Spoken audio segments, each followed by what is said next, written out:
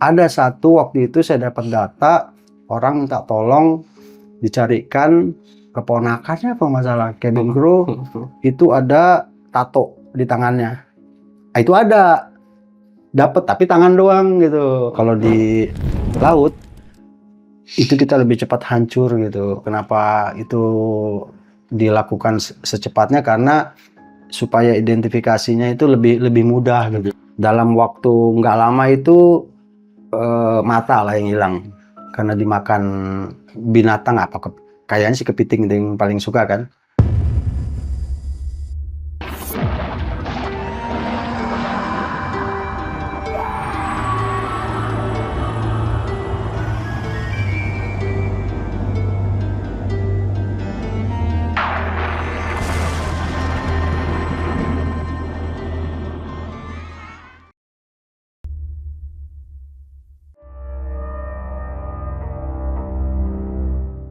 Assalamualaikum warahmatullahi wabarakatuh. Kembali lagi bersama saya Bade dari channel Jelajah Malam. Pada kesempatan kali ini Om Ade akan menceritakan tentang misi kemanusiaan beliau dan tim ketika ada sebuah kecelakaan pesawat di Jakarta di beberapa tahun yang lalu, dan bagaimana cerita selanjutnya. Mari kita simak bersama-sama. Monggo silahkan.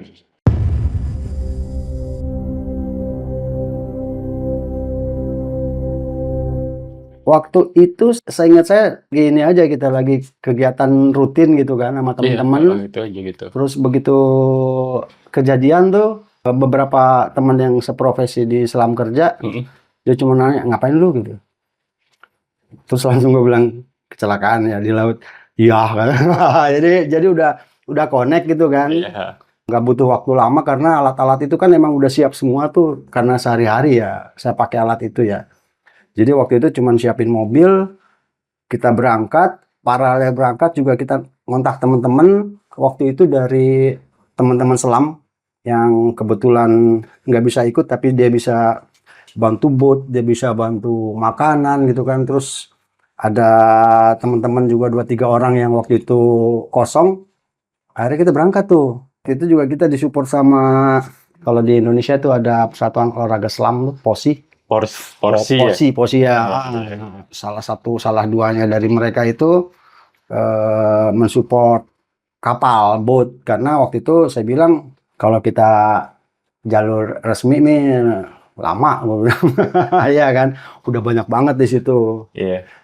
Kita seperti biasa ini aja lah, kita gabung sama mereka, mendaftar apa semua, kita ke situ dulu. Habis itu kita pakai boat sendiri yang lebih kecil. Karena itu kan kemarin tuh ada yang pakai kapal besar kan, kapalnya TNI gitu kan. Nah kita pakai boat yang kecil waktu itu. Dan ada juga yang mau merapat waktu itu sama kita, itu dari anak Manadri, dari Pramuka waktu itu. Dari Pramuka ini, Ubaloka bukan? Mungkin ya dari Pramuka yang di Cibubur ya kantornya ya. Nah itu ada yang ikut tuh merapat. Kita juga ini kok, kita juga welcome sama siapapun yang mau join ya. Asal aturan bermain kita sebagai satu tim kita sepakati. Ya. SOP-nya kita. Ya mau pakai alat siapapun, ayo lah. Kalau lo nggak punya, gue punya pakai. Kalau gue nggak punya, gue pinjem gitu kan. Kalau gue capek, gue naik, lo turun. Pokoknya gitulah. Jadi waktu itu ketika Om berangkat dari rumah ini, berapa orang Om? Saya ingat saya dulu berdua. Sebut aja namanya Dika gitu ya. Ya, Dika. Mas Dika. Mas Dika, Dik. Gue jual nama lu, Dik. Lu pokoknya brengsek-brengseknya, Dik. Jadi sama dia, emang kalau sama Dika ini bencana terkait sama air, mau banjir, mau apa. Beberapa kali sama dia gitu, gue udah tahu lah dia seperti apa, jagonya di mana, pokoknya kita udah tahu. Terus ada beberapa teman lagi juga yang paralel, ayo join gitu kan. Yang disebutkan tadi ya? Ya, tadi ya. Terus ada yang tiba-tiba ini ada boat yang bisa lo pakai gitu kan. Akhirnya kita berangkat, ketemu di posko utama itu di Priuk. Udah banyak banget orang tuh. Udah banyak banget orang di situ. Ini selang berapa jam Om dari kejadian? Hari yang sama sih sebenarnya. Masih di hari yang sama. Hari yang sama gitu. Cuman gue lupa gitu. Kalau nggak salah kita agak maghrib kalau nggak salah. Jadi malamnya itu yang saya lakukan pertama, maksudnya kalau ngomongnya tim maksudnya ya. Yang tim itu kita lakukan, kita bagi tugas. Kalau saya biasanya ngelihat ke papan utama rencana operasi gitu. Di situ tuh pucuk pimpinan. Rencana opsarnya ya. Ya, ngelihat oh ini ada ini ke sini ke sini ke sini ke sini, terus saya ngobrol, angkat tangan saya dari tim selam gitu kan, tanpa ini nih kita volunteer doang. Kalau ada apa-apa itu tanggung jawab pribadi gitu. Jadi nggak usah inilah, nggak usah sibuk memikirkan kita naik apa, makannya gimana gitu kan. Yang penting saya tahu semua, terus syarat utamanya kita punya SIM menyelam, terus kita ngeliatin juga bahwa ini alat gua proper, ini alat yang dipakai dimanapun, teman-teman juga speknya waktu itu saya kasih tahu.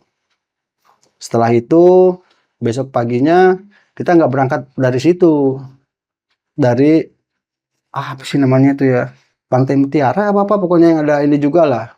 Nah kita dari situ terus sampai di TKP juga udah tahu kan, malam kita udah ngobrol kan. Yang tadi yang plan A, plan B itu. Ya. Nah, apa itu plan A, plan B itu? Kalau yang plan A-nya tuh kan kita semua itu berharap ada yang hidup. Itu Iya, itu pasti harapan semua orang. harapannya gitu. Iya. Tapi ketika ngelihat faktanya nggak ada yang dengan kejadian seperti itu, kayaknya emang susah orang, kecuali emang dia mujizat gitu ya, dia bisa hidup gitu. Karena hancur gitu kan. Iya. Apalagi saya waktu itu nyelam pertama, itu nggak seperti air yang laut yang seperti kita biasa nyelam gitu. Karena ada bau kan, bau aftur ya. Masih ya. Masih ya. Terus banyak apa? Yang ngapung itu sampah-sampah, bukan, iya barang-barang Barang-barang dari penumpang ya. Pesawat lah, isi pesawat lah ya. Yang bercampur sama badan orang ya. Itu ada di level permukaan, di level 1 meter, itu ada terus tuh sampai ke bawah gitu. Oh, Jadi berarti nggak semuanya mengapung ya? Nggak, Oh, nggak. karena berat atau gimana? Om? Karena berat. Kalau manusia utuh mungkin bisa ya. Tapi ini karena nggak utuh, ada yang masih kejepit lah, yang masih seat belt lah, karena baru terbang kan.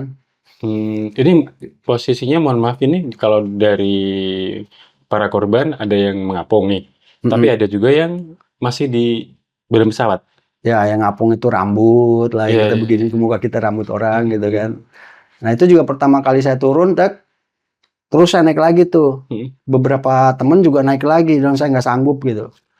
Karena mungkin melihat Nggak nyaman lah, ya apa, panca indera gitu tuh, mata itu burem, terus kita nggak bisa ngomong kan kalau di air gitu kan. Akhirnya mereka nggak nyaman, saya suruh naik aja, gue bilang.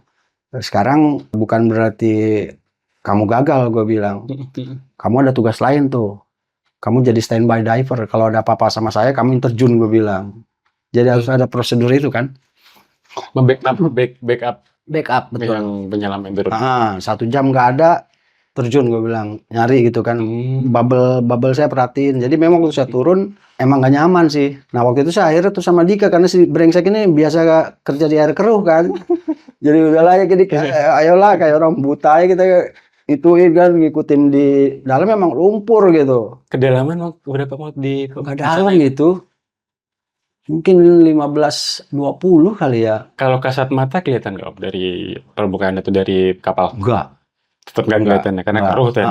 Terus di dalam tuh kayak air yang ada minyaknya tuh blur gitu, kayak mata kita blur gitu kan.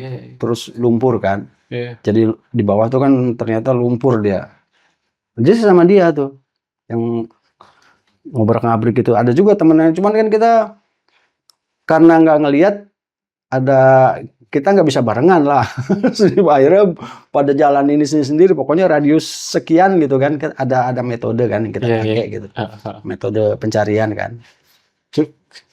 Selain Om Ade sama Om Dika tadi, ada sebenarnya banyak yang ada satu tim berdua kan kita waktu itu. Ada satu tim lagi, saya ingat saya tuh. Tapi kita nggak ketemu. Jadi nggak ketemu ya? Ya, jadi emang teritori kamu di sini, saya di sini ya, gue bilang. Jadi kita nyapu lah. Kalau nggak paralel gini, kita bulat gini, kita apa namanya, teknik mencarinya. Gitu. Mencari. Kalau nggak circle, ya kayak gini zzzz, gitu kan, Iya, iya, iya. lurus gitu. Lurus ya. Mm-mm. Nah, ini mungkin yang teman-teman yang mungkin belum tahu dan pengen tahu, sebenarnya saya juga pengen tahu. Nah, untuk alat yang digunakan untuk menyelam secara SOP yang Om Ade bawa itu apa? Standar kalau waktu itu kita pakai alat dasar ya masker segala macam, tapi yang waktu itu kita tambahan itu adalah kalau saya selalu bawa apa pisau. Hmm. Pisau itu karena bukan untuk kalau ada binatang buas bukan, Hmm. tapi kalau misalnya ada kita kesangkut tali atau kabel atau apapun gitu kan, Ada Om banyak di situ. banyak lah. Nggak ada pesawat aja banyak, tali pancing lah, jalan nelayan lah, Oh iya. yang suka nyangkut kan susah kita gini-gini kan. Oh. Jadi harus bawa itu. Sama waktu itu pakai hood apa? Ada temen pakai hood yang kayak kalau orang Tutup muka gitu ya? Tutup rambut. Tutup rambut. tutup Oh. kepala lah. Karena waktu itu apa namanya? Takut nempel kan, yang kotoran-kotoran itu kan. Berarti cuma kelihatan lubang matanya doang. Ininya aja ya, Oh, mukanya. ya. Iya. Sama tambahan itu ini body bag apa Body bag buat buat nanti ya. di tempat kalau Ya. ada yang mau dibawa Ya, apapun itu gitu kan. Ya, terus saya juga waktu itu memang saya udah punya sih sebenarnya tas yang buat kita kalau nyelam itu sama kayak orang naik gunung kalau ada sampah di pinggir kita angkut gitu kan. Oh ya, Nah, sama ya teman-teman, nggak cuma Ya.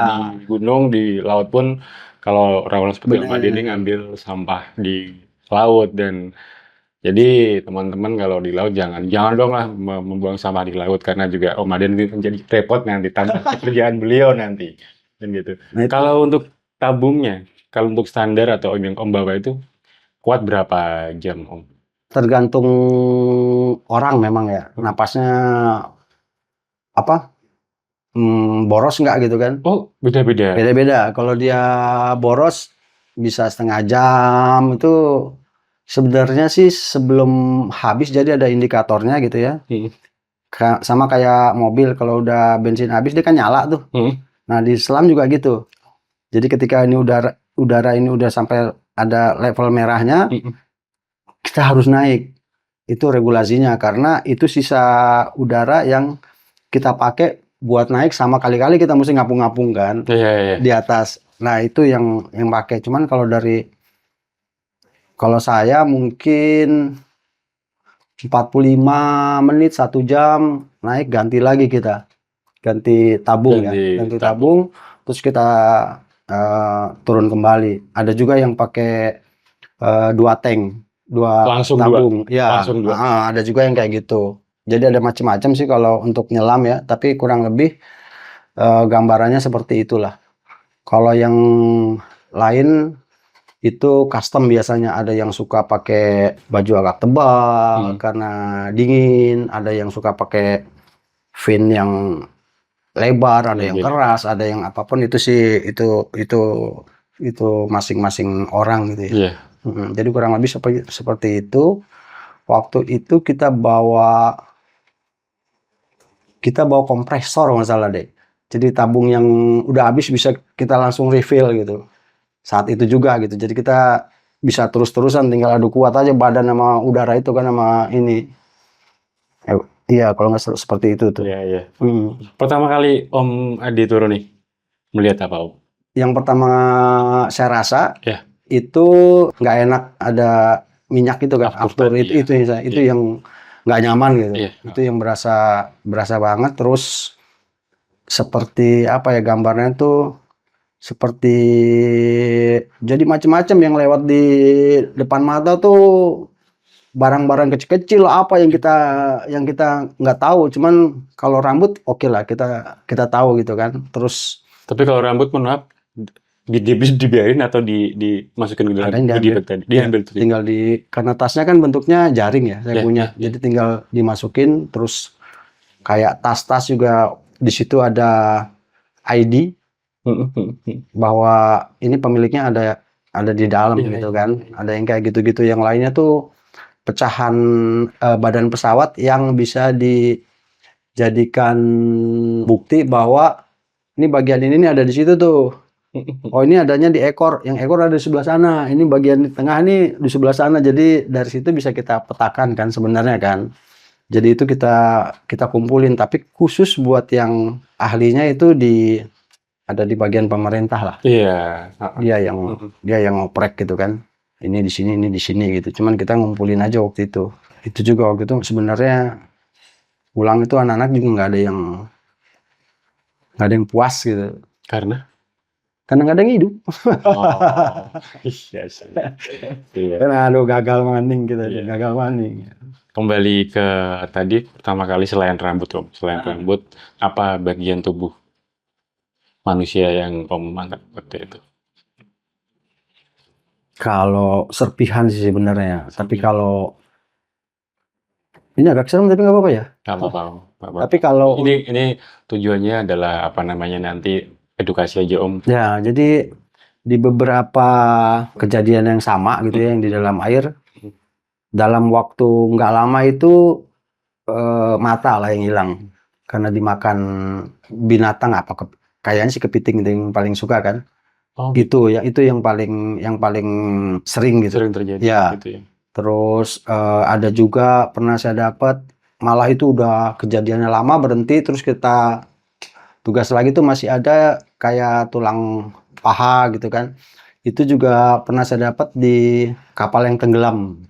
Itu juga ini. Jadi kalau perbedaan antara gunung laut ketika korban itu di gunung relatif lebih utuh Iya. karena dingin kan. Dingin. Ya, relatif lebih utuh. Kalau di laut itu kita lebih cepat hancur gitu. Makanya kalau kamu bisa secepatnya turun gitu. Kenapa itu dilakukan secepatnya? Karena supaya identifikasinya itu lebih mudah Lebih gitu. mudah. Kalau di gunung mungkin ya banyak sih, apalagi gunung es gitu kan yang masih utuh lah. Orang sering nanya, takut nggak gitu kan? Iya. Takut sebenarnya. Tapi ketika kita melakukan Ya. di situ hilang tuh. Rasa takutnya hilang. Ya, maksudnya nggak Lebih ke kepikir. mungkin iya lebih ke bahwa gimana caranya ini biar bisa keangkat Benar, waktu itu gimana identifikasi. Iya. gimana caranya supaya kita kerjanya benar gitu. Ya. Itu aja yang sering walaupun dalam sepersekian detik gue kerjain nggak ya, gue kerjain nggak gitu karena kadang dipegang gini hancur juga gitu. Ya kan diginiin aja terus gitu. Itu juga gitu kan.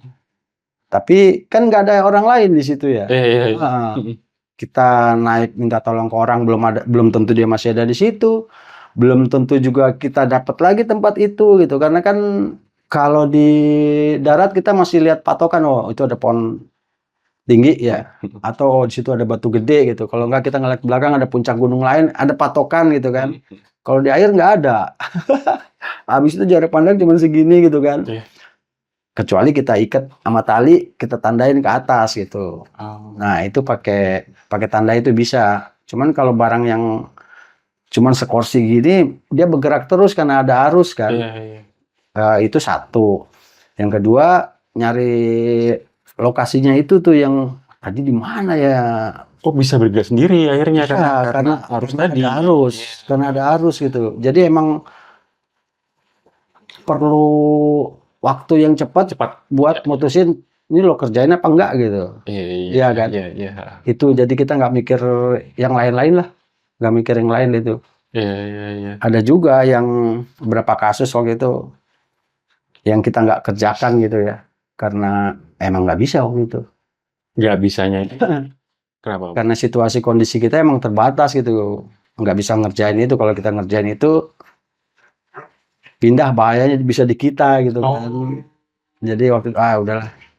Nggak, ini bukan jatah kita gitu. Bukan tugas kita lah seperti ini. Total pencarian pada waktu itu tim Om Adi itu berapa hari? 3 hari atau 4 hari gitu. Sekitar 3 atau 4 hari.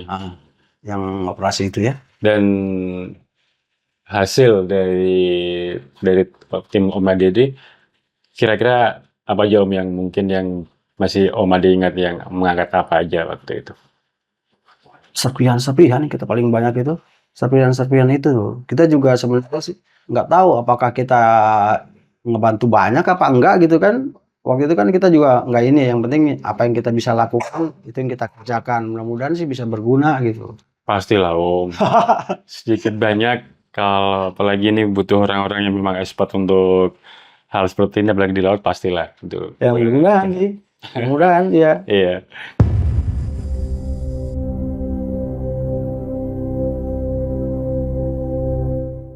Apakah dia kayak semacam hantu laut atau apa itu Om kalau di laut itu? Ada lah. Ada Om. Banyak orang bilang jin, banyak bilang hantu, banyak Iya, iya. apalagi gitu kan. Heeh. Nah itu kategori itu gua nggak tahu ya. Cuman beberapa kali gua ketemu yang menurut saya itu Bukan manusia. bukan Iya. manusia gitu. Ya. Cuman itu kadang-kadang berasanya nanti belakang itu apa gitu tadi kan. Aneh gitu. Tapi feeling saya bilang itu bukan manusia gitu. Contohnya seperti apa ini Om? Visualnya. Visualnya. Kalau di darat pocong, Iya, iya. kuntilanak, Heeh. genderuwo, udah ada visualnya kan. Iya, iya. Serem ya serem, tapi ketahuan sebegitulah, pocongnya begitu gitu kan. Iya. Kalau di laut enggak. Ada beberapa satu kejadian yang saya ngelihat, Iya. mungkin dia kru pesawat atau dia ABK gitu kan. Cuman kalau itu masih bisa lah saya gambarkan bahwa itu manusia yang basah, yang meninggal pada saat itu kondisinya seperti itu, dengan mata yang nggak ada isinya gitu ya, maksudnya seperti dia tembus-tembus gitu ngelihat. Itu yang bisa saya gambarkan. Tapi saya pernah juga ngomong sama teman-teman yang berkecimpung di film yang sering apa film-film horor itu. Gue bilang kalau kamu mau bikin film setan-setan, bikin film setan laut, gue bilang serem banget.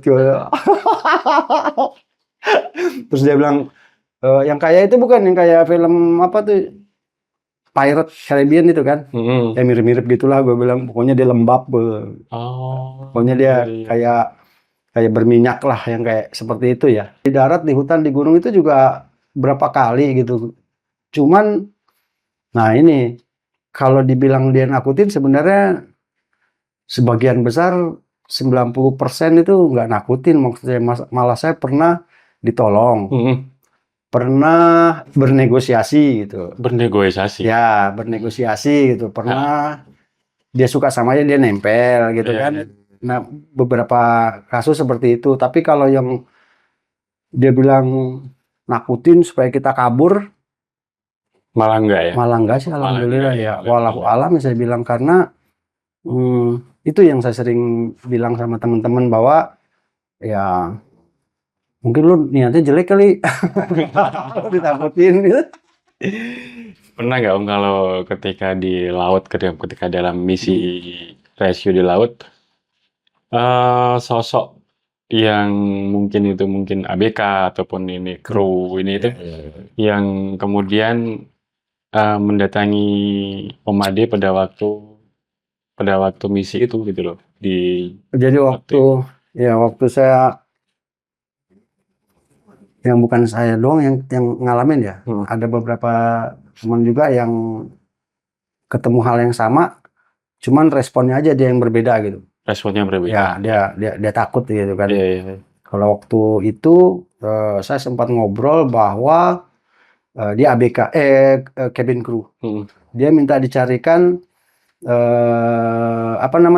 bagian tubuhnya yang hilang gitu. Tapi waktu itu saya bilang bahwa ya tujuan kita sebenarnya itu. Iya kan, pertama itu. Cuman kondisi yang faktanya sekarang seperti ini. Jadi mustahil yang permintaan kamu kita ikutin.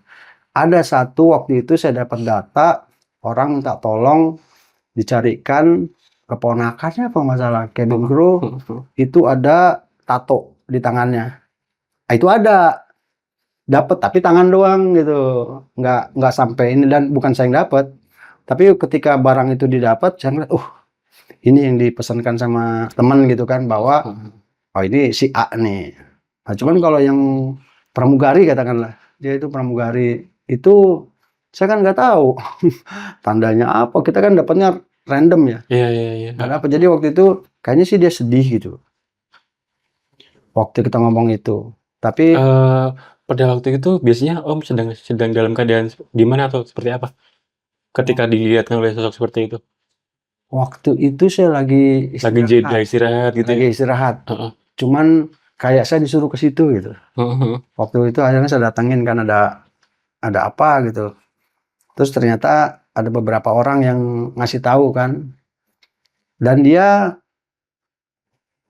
nggak sekali, 2 kali atau 3 kali gitu dia yang ini. Akhirnya ketika saya bilang bahwa kita hanya bisa berusaha, kalau enggak ya mohon maaf, gue bilang kan, kamu ini Maksudnya waktu aja itu lah. Om berkomunikasi dengan sosok itu ya?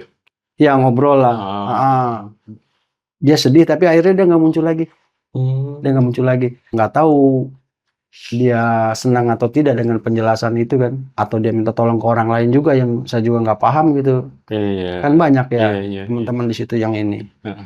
Di tempat lain juga ada yang ngasih tahu waktu itu.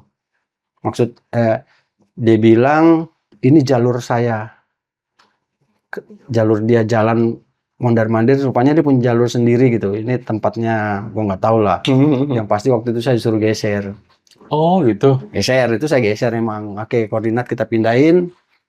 Ini karena dia bilang udah pasti di situ aman, dia bilang nggak ada apapun yang kamu cari katanya dia.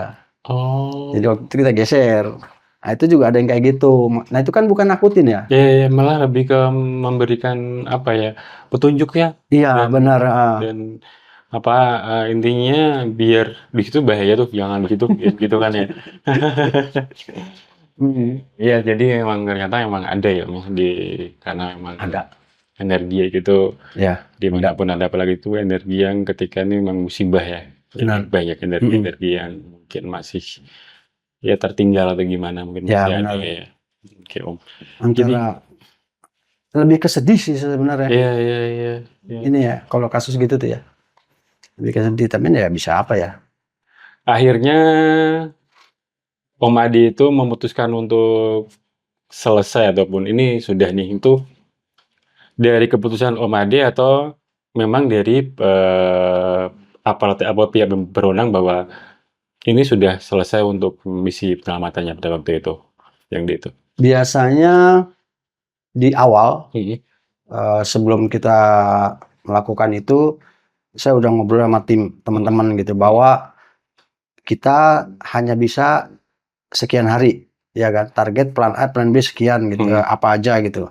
Ketika target waktu itu sudah kita capai, itu akan saya bilang kita harus berhenti karena logistik lah atau waktu yang tersedia dari teman-teman atau misalnya memang sudah kehandle sama yang lain gitu kan. Nah, biasanya karena itu, bukan karena disuruh berhenti sama orang atau apa, enggak. Biasanya karena kesadaran aja itu. Ya, kesadaran. Masalahnya ntar akan saya lempar. Yang mau bertahan oke, yang mau pulang monggo nggak apa-apa. Yang pasti kita udah menjalankan misi itu ya? Iya, mau lanjut silahkan. Ada juga yang lanjut. Oh, ada juga yang lanjut. Iya, saya juga pernah lanjut gitu, tapi temen pulang gitu. Karena merasa itu belum kelar gitu, belum tuntas gitu kan. Iya, masih ada yang mengganjal pasti ya. Masih ada yang ganjel. Pengen, mungkin bahasanya adalah masih kurang puas gitu ya Om ya. Ya masih ada PR lah. PR gitu ya. Ada amanah yang belum kelar lah dari orang. Ada nggak peristiwa ketika ini nih, waduh logistik ini kita bisa logistik udah habis. Tapi mungkin nih waktu kita kayaknya masih bisa nih dan tenaga kita masih bisa untuk melakukan pertolongan lagi ataupun misi penyelamatan lagi. Waktu itu Om bahasanya apakah mencari bantuan atau apa supportnya nggak dari lapangan di waktu itu, baik dari pemerintah ataupun dari orang lain? Yang pernah, yang sering gitu saya lakukan koordinasi sama teman-teman gitu. Jadi saya punya teman-teman yang kebetulan dia nggak bisa berangkat ke lokasi karena nggak ada waktunya atau nggak punya skillnya gitu kan. Ketika koordinasi mereka akan mengirim logistik atau apapun itu kita lanjut. Kalau pernah juga mungkin di bencana-bencana lain itu kita merapat ke dapur umum gitu atau merapat ke manalah yang masih ada makanannya biasanya sih diterima gitu. Tapi pernah juga gambling. Seperti apa itu? Jadi waktu itu udah nggak ada logistik, Logistik ya. udah nggak ada logistik. Teman-teman juga banyak yang pulang kan. Jadi saya waktu itu sempat sendiri waktu itu. Cuman kalau dibilang logistik habis di bencana itu semua orang logistik nggak ada kan. Korban-korban itu kan. Iya kan. Nah, jadi waktu itu saya sempat yang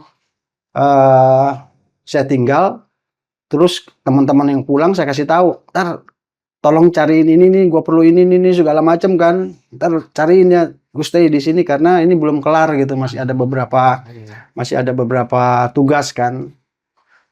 Nah itu seringnya gitu, ntar datang lagi tuh bantu apa logistik yang gue perlu tuh nyusul gitu, walaupun selama jeda waktu itu ya apa aja lah kita.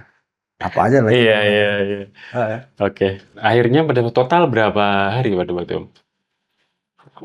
Kalau yang di mana nih? Yang di terakhir yang di Kepulauan Seribu tuh? Kalau di Kepulauan Seribu nggak, kita cuman 4 hari misalnya deh. 4 hari. Kalau nggak ya di operasi yang lain sih ada yang lebih lama gitu. Ada yang kita udah pulang kita datang lagi gitu.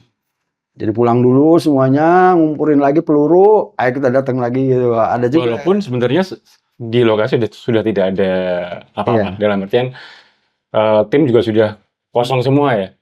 Tinggal volunteer atau keluarga. Oh, kadang masih ada sih yang seperti itu. Masih ada. Masih sering begitu. Ada yang dia orang luar gitu, bukan orang Indonesia.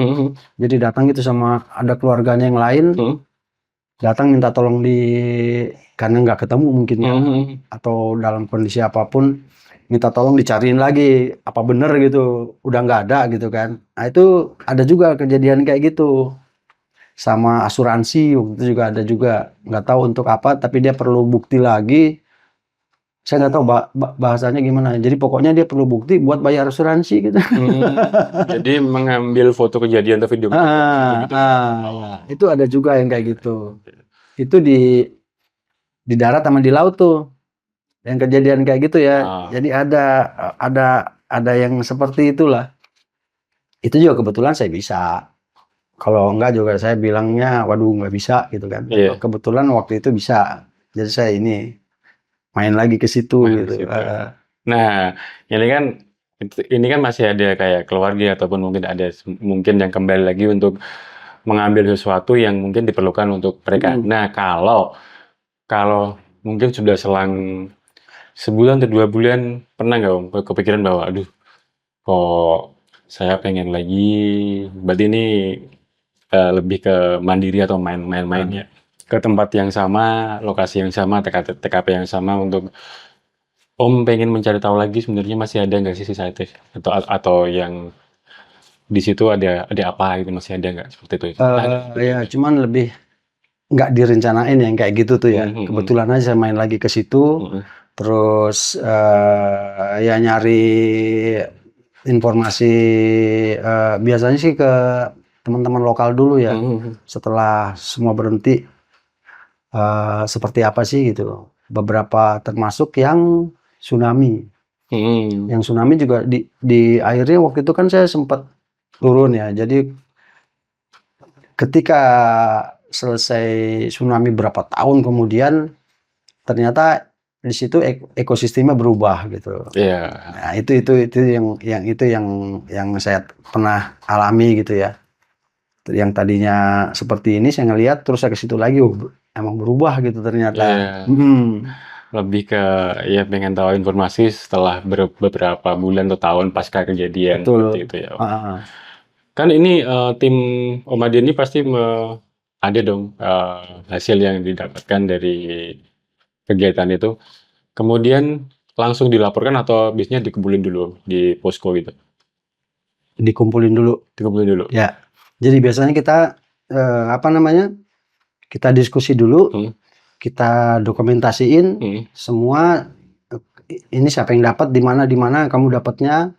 Terus setelah semua dalam bentuk tertulis, itu kita serah terimakan gitu. Oh gitu. Jadi nggak yang ngasih gitu aja, nggak. Jadi kita semuanya ada ininya kok, Ada datanya ya. ada datanya. Iya. Tertib juga sih sebenarnya ya, tertib admin gitu ya, karena nggak bagus rasanya kalau kita buruk gitu Iya, kan, iya. nggak bagus. Pasti seperti itu. Berarti membawa juga ini dong berarti Om, kamera bawah laut ya? Bawa, Oh, kita bawa. Walaupun hasilnya buruk gitu ya atau apapun gitu, Iya. tapi ada gitu bahwa nih di sini gitu, itu Ya, ada. memang juga di situ juga keadaannya juga nggak jelas ya. Iya benar. Dari visual juga nggak jelas ya. Itu ada yang jelas gitu. Itu juga biasa kita kasih lampiran itu hasil apa yang kita dapat di bawah gitu kan. Semoga bisa jadi bahan acuan buat operasi lainnya gitu. Lainnya atau Iya. Oke Om, apakah ada bentuk apresiasi kepada para relawan atau volunteer ketika pasca ataupun ketika kejadian seperti itu Om? Dari semua kejadian ya. Ya. Baru kemarin saya dapat piagam waktu yang Sriwijaya gitu. Itu juga saya kaget gitu kan. Piagam terima kasih gitu. Oh, ternyata sekarang ada gitu. Tapi kalau yang lain, kalau saya nggak tahu ya teman-teman yang lain ya. Yang dari yang lain saya nggak tahu. Nggak ada kayak gitu. Tapi juga sebenarnya sih bukan itu yang kita cari ya. Iya. Apa namanya? Itu bonus. Itu bonus ya. Ya. Iya sih. Iya. Tapi karena makanya kenapa saya tanya karena saya juga pernah pengalaman sendiri waktu itu ya sedikit sebentar sih ketika ada bencana Merapi dulu. Ada sih kayak semacam uang lelah gitu Om, kayak sama volunteer gitu. Ada memang walaupun nggak seberapa tapi itu tuh ada gitu. Ada juga yang seperti itu. Jadi beberapa bencana, tapi itu yang lama ya. Yang lama itu biasanya makan ditanggung lah, kayak rokok juga ada lah, uang rokok gitu kan. Itu ada juga yang seperti itu. Tapi itu volunteernya saya ikut instansi gitu. Oh, ikut instansi. Bukan yang mandiri sendiri, itu bukan. Itu ada. Tapi bentuknya itu yang sering itu kan. Diganti itu ada. Uang makan semua pokoknya beres lah. Itu aja pokoknya, kita kerja aja pokoknya. Tapi itu ikut instansi ya? Ikut ya. Iya. Ada juga yang di tengah jalan instansinya, belum selesai operasi tapi tiba-tiba ngerem mendadak dia. Karena pertimbangannya bukan mereka nggak ada duitnya, tapi ketika ada apa-apa sama teman di lapangan, mereka takut kena juga karena bawa bendera mereka. Oh gitu. Ada yang kayak gitu juga gitu ya. Itu sempat juga saya alami itu. Dan kita maklumin. Iya. Nggak apa-apa. Yang penting dia udah mencoba kan. Karena memang tidak ada yang pernah nyangka seberapa parah itu bencana dan dampak negatifnya terhadap lembaga gitu. Iya. Yang itu yang jarang gitu. Tapi pernah saya ngalamin gitu. Nggak apa-apa juga sih. Iya. Oke Om, yang terakhir, akhirnya ini setelah 4 hari melakukan misi kemanusiaan di Kepulauan Seribu itu dan akhirnya pulang bareng Om berenam ini atau cuma yang 2 orang lagi yang? Enggak, kita pulang. Kalau saya pergi bareng. Pulang bareng. Ya, pergi bareng, pulang bareng. Walaupun ntar ceritanya berbeda, tapi pasti ya. Ya, tapi kita sampai di sini nih semua udah aman gitu kan. Iya. Bahkan beberapa hari ke depannya masih saya kontak gitu. Aman kamu? Aman. Oh ya udah. Karena banyak dampak itu terjadi justru setelahnya, pasca bencana gitu.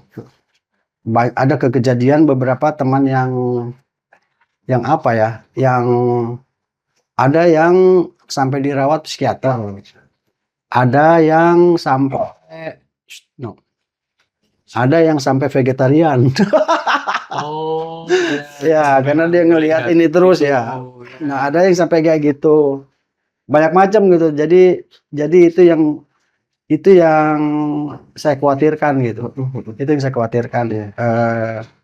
Dampak setelah Dampaknya ya, karena kalau sampai mengganggu, banyak mengganggu sampai merubah attitude-nya dia, nah itu yang itu yang sangat disayangkan gitu. iya, iya. Makanya kalau saya ada bencana yang berbulan-bulan, biasanya teman-teman volunteer saya kasih waktu 2 minggu, habis itu di rolling. Kalau kamu mau tinggal ya nggak apa-apa. Iya, iya. Tapi regulasi saya, lo 2 minggu, lo keluar, lo kemana piknik dulu, ntar kalau mau datang lagi Untuk gitu. menjaga kesehatan psikologis ya. Ya benar. Gitu ya. Nah itu, ntar mau datang lagi nggak masalah, Mm-mm. nggak masalah. Kalau efek ke tubuh, maksudnya penyakit ketika terutama di laut, apakah ada, Om? Ada, Apa itu? ada. Jadi kalau yang paling sering dialami pelaut itu keracunan udara itu. Gara-gara aftur tadi. Enggak. Kalau menyelam itu Tabung kan, tadi. ya menyelam itu ada regulasinya gitu. Menyelam ke berapa dalam, terus habis menyelam pertama mesti ada istirahat dulu. Terus kandungan udara ini kan kita nggak tahu nih. Ini kan dari kompresor kan. Pada saat di tempat yang banyak asap kayak gini, lu pas kita sedot banyak rasa asapnya gitu. Ada lagi dekompresi. Itu penyakit penyelaman. Iya, itu ada apa keracunan udara lah, ada nitrogen dan lain-lain. Kalau di gunung ada mountain sickness kan. Nah, sama lah. Di ketinggian sama di kedalaman gitu. Bedanya kalau di kedalaman itu kita harus masuk ruangan khusus untuk ngobatinnya. Sama kalau ke gunung itu kan beda atmosfer, di ketinggian beda 1000 berapa, kalau di laut cuman beda berapa meter udah berapa ATM lagi, berbeda gitu tuh. Nah itu yang sering terjadi dan kadang tidak disadari karena berapa lama baru kita rasa tuh, nggak yang langsung dia. Om punya pesan nggak? Misalnya kita naik pesawat nih, saya jadi penumpang pesawat. Andai terjadi crash seperti itu ya Om ya. Apa sih yang memperbesar kemungkinan kita selamat? Versi Om sebagai rescuer nih. Saya pernah ngalamin kecelakaan pesawat gitu, jadi mungkin dari sisi itu yang saya cerita. Cuman kalau secara logika dari misalnya kita analisa potensi bahaya itu pesawat ketika jatuh dia begini dulu kan, otomatis yang di belakang yang aman kan. Nah itu juga biasa orang habis kejadian pesawat pengen rame-rame duduk di belakang gitu. Ya itu potensi bahaya yang kita bisa analisa sebenarnya. Cuman nggak tahu ntar kejadiannya kan, kita juga nggak tahu kalau mau celaka apa enggak. Tapi yang saya selalu lakukan ketika dimanapun, di pesawat atau di gedung atau di kapal atau di mana, saya selalu nanya atau saya perhatiin emergency exit di mana gitu. Itu yang selalu saya cari itu saya bawa kemana-mana akhirnya. Dari karena sering seperti itu, akhirnya saya bawa kemanapun, saya masuk kemanapun, saya lihat di situ emergency exitnya. Di situ tuh ininya kalau ada apa-apa bisa nih gue gini-gini nih. Cuman kalau di pesawat pada saat itu kita nggak bisa apa-apa. Iya, kalau di waktu saya di kapal itu saya masih bisa melakukan sesuatu gitu kan. Gue bisa berenang, dalam hati gue lihat di situ ada pelampung, masih bisa. Cuman kalau di pesawat ketika itu nggak mau kebuka pintunya. Jadi kita ngelihat waktu itu saya cuma ngelihat ke kiri kanan ada api nggak gitu ya. Waktu ngelihat nggak ada api, udah yang lain ada yang Allahu Akbar, ada yang maki-maki, ada yang wah macam-macam. Ya nunggu aja udah, pasrah aja udah. Karena itu satu titik aja nggak kebuka gitu emergency, emergency exit itu. Tapi pada waktu itu akhirnya ada yang terbuka, Om? Dibuka dari luar. Dari luar? Ada orang datang bawa tangga, dibuka ciblek gitu. Maskapai itu setelah itu ditutup. Setelah kejadian itu gitu. Dan itu membekas gitu. Setahun lebih, 2 tahun saya nggak mau naik pesawat. Tapi itu seperti apa, Om, kakaknya? Jadi pada hari itu hampir se-Indonesia itu cuaca jelek. Hari itu di Solo kejadian lain. Nah, saya hari itu ke Sulawesi Selatan, Makassar kan. Kejadian sama karena hujan lebat kayaknya landasan harus mendarat di sini, kita mendarat di sini jadi bablas gitu. Jadi bablas. Tapi waktu nah ini mundur-mundur lagi nih. Tapi waktu itu saya udah rasa itu. Pada saat teman-teman mulai ikut, saya bilang jangan, kamu berikutnya aja. Tapi ada satu teman yang, iya satu teman yang nempel, kenapa sih? Nggak apa-apa gitu kan.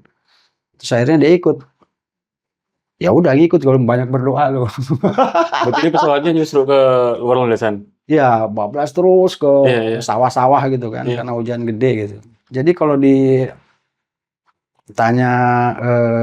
ada apa namanya, ada usul, ya tadi itu paling kita nganalisa dia jatuh. Tapi kan milih kursi juga bukan kita sekarang kan. Iya. Dari sistem kita susah gitu mau nyari paling belakang gitu kan. Tapi tetap sih yang nomor satu saya selalu melihat itu. Oh ini Lampung, oh itu emergency exit-nya di situ gitu-gitu kan, udah tahu semuanya. Terus berapa kali saya ikut drill simulasi gitu. Cuman pasti beda lah kalau kita ngerasain sendiri gitu. Iyalah pasti. Beda lagi. Jadi pemetaan lokasi awal, dan itu penting banget namanya dimanapun ya. Mitigasi ya. Mitigasi gitu ya. Iya. Oke. Cuman ya paling bisa ngelihat analisa seperti itu. Terus saya juga suka baca ramalan cuaca, ya kan jam sekian, atau ngelihat aja Jakarta biasa hujan misalnya sore, ya udah kamu nyari pesawat pagi. Atau saya sarankan ke temen kalau masuk di Jakarta pagi, jangan di waktu yang ini, yang biasa hujan. Nah, atau saya nelfon ke temen di mana saya mau pergi, di sana lagi ngapain sih ininya cuacanya gitu kan. Biasa hujan jam berapa, kalau bisa kita masuk ke wilayah itu mungkin lebih enak lah perasaan kan. Nah, yang paling hanya bisa itu. Kalau yang lain agak sudah kuasa selebihnya adalah kita pasrah lah ya, berdoa gitu. Di laut juga gitu, kita ngelihat adalah sekarang aplikasinya kan, pasang surut, bulan purnama, apa arus segala macam, udah gitu aja. Meleset dikit paling, tapi kalaupun kita harus turun, kita udah tahu meminimalisir resikonya gitu. Gua turun di jam yang arah nih, yang arus kan, jadi gua harus gini nih. Nah, paling kayak gitu aja yang bisa kita lakukan secara maksimal sebagai manusia lah ya. Iya betul. Yang bisa kita lakukan maksimal sebagai manusia itu kuatnya. Iya benar. Oke, teman-teman semua, menarik sekali dan banyak sekali yang bisa kita dapatkan dari cerita dari Om Adi ini pada waktu misi penyelamatan beliau ketika ada kejadian laka air sebuah pesawat yang jatuh di Jakarta pada waktu itu. Jadi ambil sisi baiknya, banyak hal yang memang ini bukan untuk intinya bukan untuk mengulang kejadian itu, bukan untuk mengulang kesedihan, bukan. Tapi ini hanya biar kita sharing, biar kedepannya semua pihak ini bisa berhati-hati seperti itu. Mungkin seperti itu Om ya. Ya, jadi ke depan mungkin kalau kesimpulannya itu udah nggak penting kita mau kemana, yang penting sama siapa gitu. Ya. Tuh. Sama siapa gitu ya. Betul. Oke. Teman-teman, selamat sore. Sekian dulu saya Bede dan Om Adi. Terima kasih. Sampai jumpa di video-video berikutnya. Wassalamualaikum warahmatullahi wabarakatuh. Waalaikumsalam.